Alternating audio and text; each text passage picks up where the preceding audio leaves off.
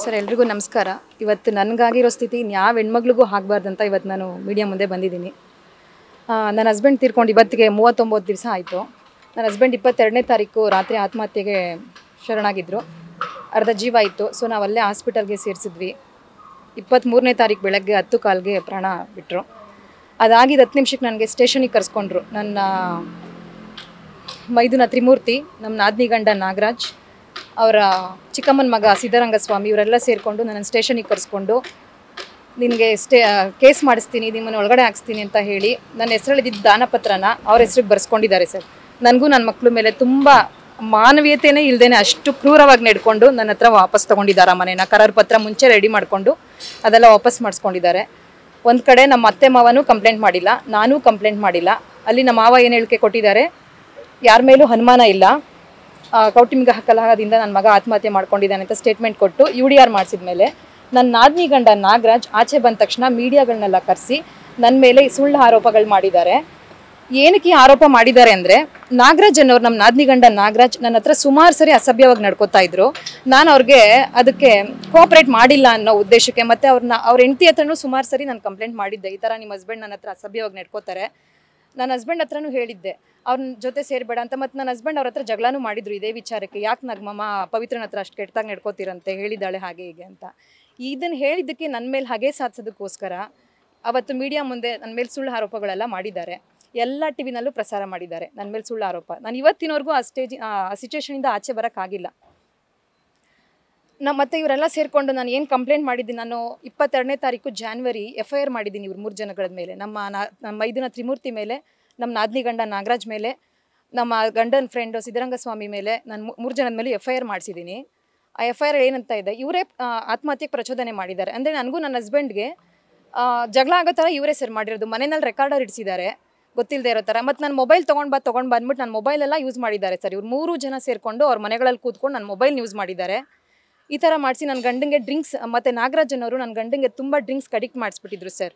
ಪ್ರತಿ ದಿವಸ ಡ್ರಿಂಕ್ಸ್ ಮಾಡಿಸಿ ಕಳಿಸಿ ನಮ್ಮ ಮನೆಯಲ್ಲಿ ಜಗಳ ಆಗೋ ಥರ ಮಾಡಿ ನನ್ನ ಮೇಲೆ ದೈಹಿಕ ಮಾನಸಿಕ ಹಿಂಸೆ ಕೊಡೋ ಥರ ಮಾಡಿದ್ದಾರೆ ಸರ್.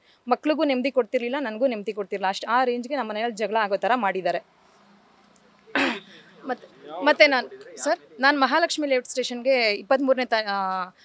ಜನವರಿ 22ನೇ ತಾರೀಕು ನಾನು ಕಂಪ್ಲೇಂಟ್ ಕೊಟ್ಟಿದ್ದೀನಿ ಸರ್.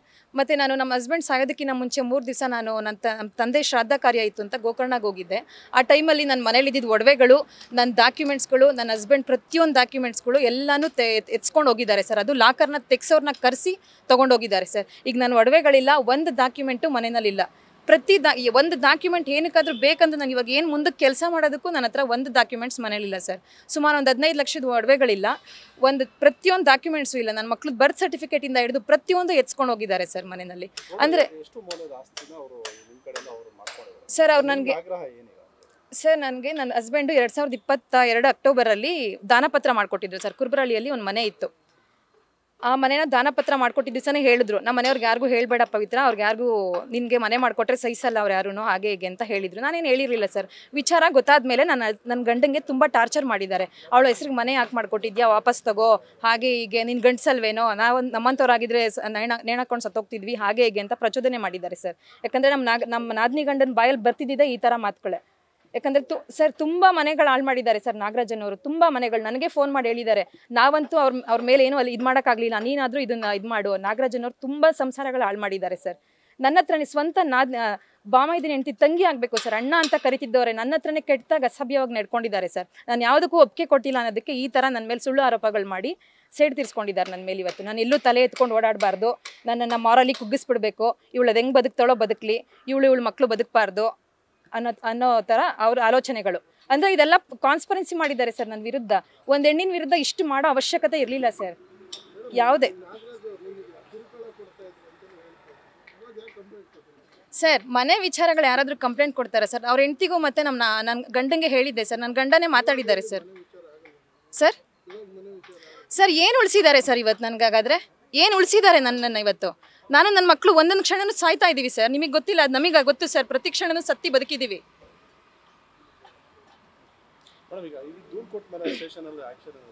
ಸರ್. ಅವ್ರಿಗೆ ಪೊಲೀಸ್ ಸ್ಟೇಷನಲ್ಲಿ ಏನು ಕೆಲಸಗಳು ಬೇಕೋ ಅದು ಮಾಡ್ತಿದ್ದಾರೆ ಸರ್. ನಾನು ಯಾರನ್ನೂ ಇಲ್ಲಿ ಬ್ಲೇಮ್ ಮಾಡ್ತಾ ಇಲ್ಲ ಸರ್.